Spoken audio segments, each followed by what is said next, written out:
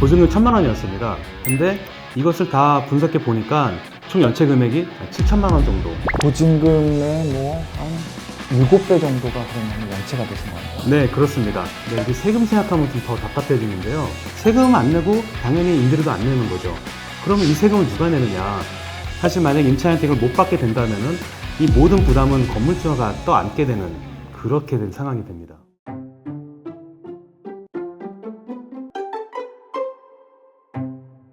샌디 상담소.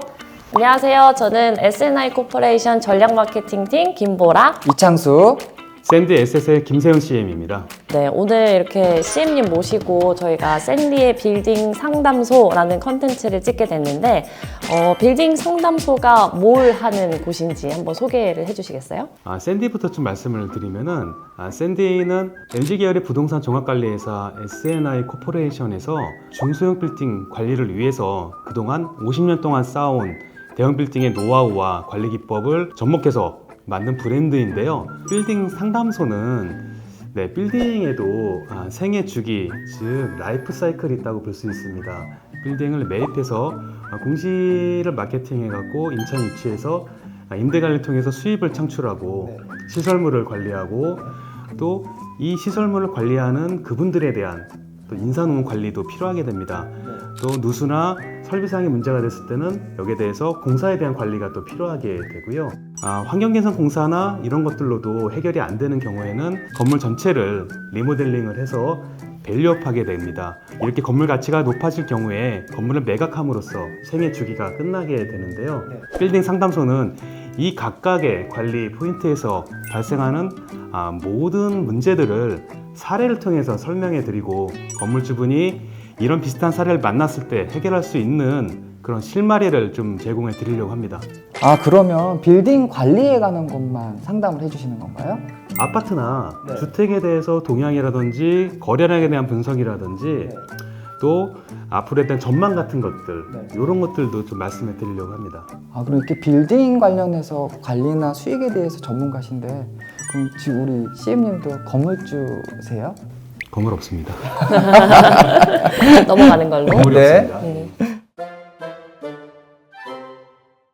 네, 빌딩 상담소의 첫 번째 사연인데요. 무려 88개월 동안 연체가 된 빌딩 건물주분이 계시다고 들었습니다. 네. 연체 관리 중에서도 굉장히 극단적인 사례인데요. 이분 건물주분은 이 건물을 증여를 받으셨어요. 흑석동에 있는 건물이었는데 근데 증여 당시부터 연체가 좀 쌓여 있었습니다. 그런데 내가 이 건물을 증여받자마자 임차인한테 찾아가서 밀린 돈 내라 이렇게 얘기하기가 쉽지 않거든요. 또 이분은 성향상 굉장히 온화하시고 또 직업이 대학병원 교수다 보니까 바쁘셔서 말씀도 제대로 못하셨고 좋게 임차인한테 이야기를 하셨습니다. 또 임차인은 뭐 좋게 임대를 안 내신 거죠. 건물주분이 믿고 계속 기다리신 거네요.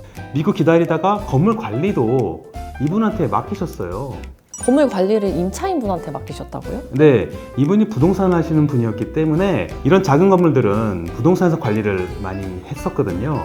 그리고 그 당시에 뭐 200평 미만의 작은 건물을 해주는 관리회사는 잘 없었습니다.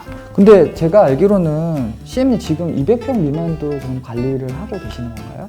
네, 샌디 SS는 면적에 상관없이 50평부터 면적에 제한 없이 전부 다 하고 있습니다. 그 88개월 연체되는 동안 못 받은 금액이 얼마나 되는 거예요?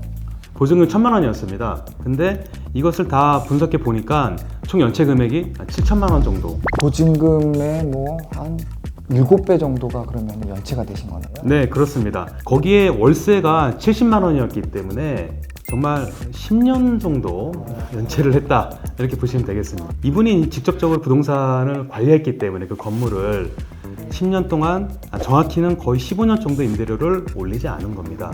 시세 대비 절반 이하로 계속 계셨던 거죠. 연체가 됐는데 그럼 세금은 어떻게 되는 건가요?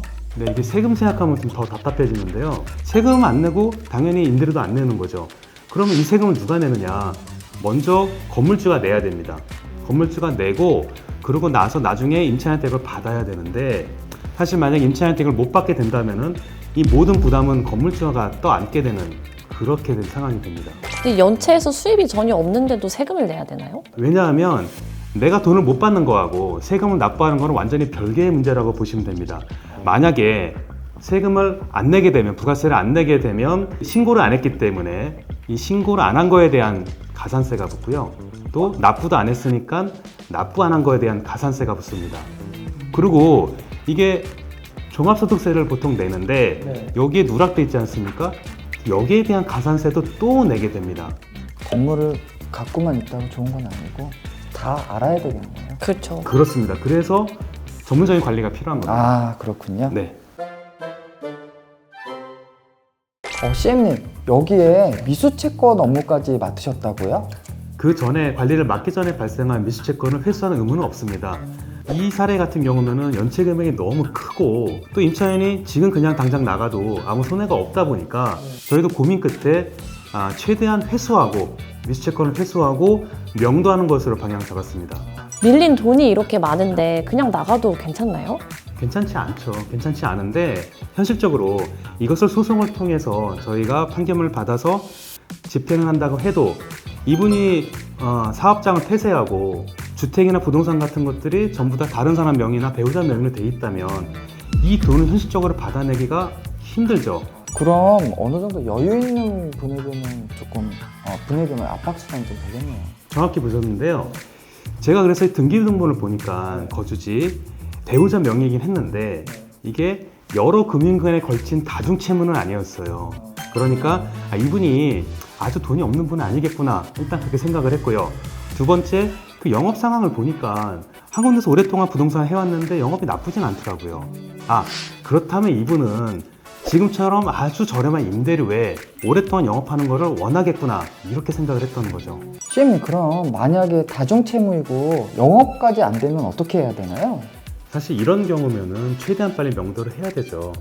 그리고 이 연체된 금액은 사실 회수 가능성이 낮아서 처음부터 손실로 보고 접근해야 됩니다. 회수하고 그런 명도가 우선인데 왜 해지부터 해야 되나요? 일종의 기선제압 목적도 있고 앞으로 진행할 법적 절차에 대해서 유리한 고지에 있기 위해서 해지 통보부터 한 겁니다. 해지 통보를 하게 되면은 그 이후에는 점유이전 금지 가처분이라는 걸 진행하게 됩니다. 이건 뭐냐면은 자, 내가 너한테 소송을 할 건데 나가라고 위장세 입자나 이 부동산을 다른 사람한테 넘기지 마세요라고 일종의 딱지를 붙이는 겁니다. 법원에서. 네. 법적으로 한다라는 거죠? 네, 법원에서 집행관이 나와서 그거를 부착하게 됩니다. 눈에 잘 보이는 데다가. 파트너님 근데 얘기 주시는 거 하신다라고 하면 직접 하실 수 있으세요? 못하죠. 그럼 맡기셔야 될 것 같죠? 그럼요. 저는 CM님께 맡기겠습니다.